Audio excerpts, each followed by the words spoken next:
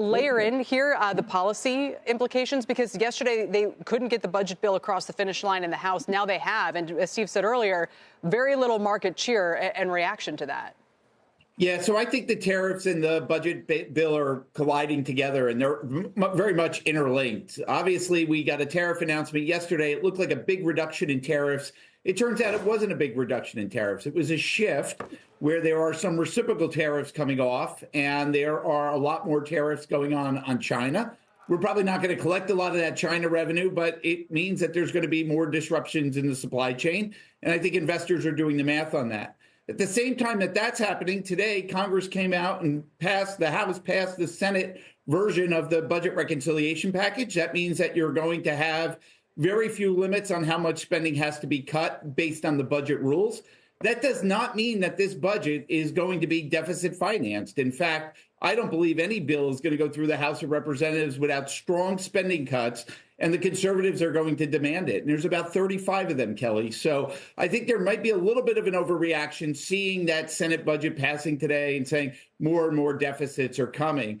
I am worried about the tariffs. I'm worried about it slowing down the economy. And I do think that this tax bill has to front load some tax cuts to be able to neutralize or sterilize some of the tariff increases that are happening. And the president just gave them a whole bunch of revenue to play with a 10% universal tariff, which doesn't look like it's changing and will be at least $200 billion a year or $2 trillion over 10 years. So a little bit of an overreaction, but you can see these two policy issues really colliding here and making markets a little bit unsettled. And Dan, I know you have to literally run out, so let me just sneak in this one last question. So do you still think that amount of revenue raise would be significant? Because at this point, it's starting to look like more of a rounding error and certainly doesn't give them the kind of, rainfall that would change the fiscal picture or, lead to massive tax cuts or have some big economic effect here, especially if we have tariffs on China falling back towards 60% or whatever the final level will be.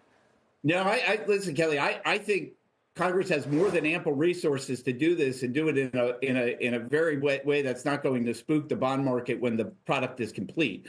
The path there is a little bit tough, but it's not just tariff revenue. If you are getting student loan reform through, if you are changing the IRA, all being planned as part of this, then I do think that this is going to turn out okay. And the deficit will actually be going down in the future because we're extending this year's tax cuts and we're putting offsets in there. We've just created a brand new consumption tax and overlaid it with our existing tax system through these tariffs. So I think that the math has not been done. We've been doing the math for our clients.